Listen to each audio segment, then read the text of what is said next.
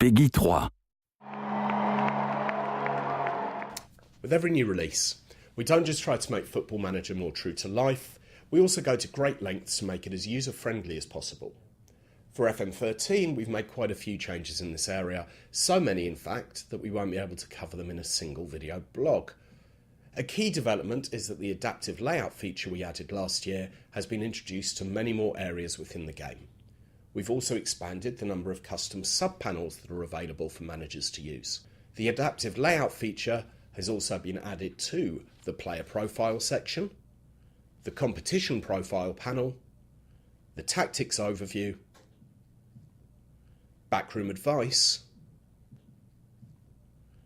and even training. We've also made improvements to the game's calendar function.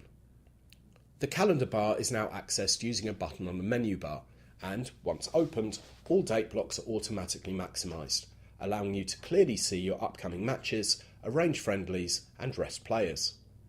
For those who like to deeply analyse their team's performance, we've introduced a new feature that shows exactly when and how goals are scored and conceded. We've broken down the 90 minutes of action into 6 15-minute blocks, so you can clearly see how you perform during specific periods and can adjust your tactics accordingly. This information can be accessed for as few as the last 5 matches or as many as the last 50. You can also define which competition you want to see the data for.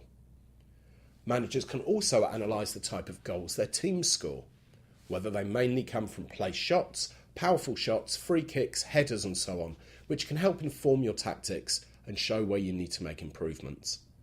There's also a handy graphic showing where your assists come from too.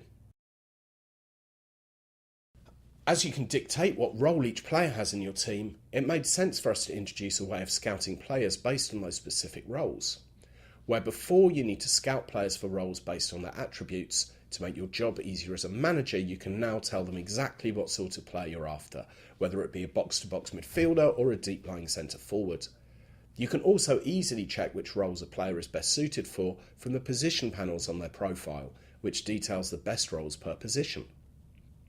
With Football Manager, we allow managers to be as involved with as many aspects of their team as they want, or as little. So now, when you go to the team policy section, you'll see all the different areas you can ask your backroom staff to look after. For example, the newly created Director of Football can look after the areas including hiring and firing your staff, buying and selling players, contract renewals, youth development, managing your scouts, and even your team selection.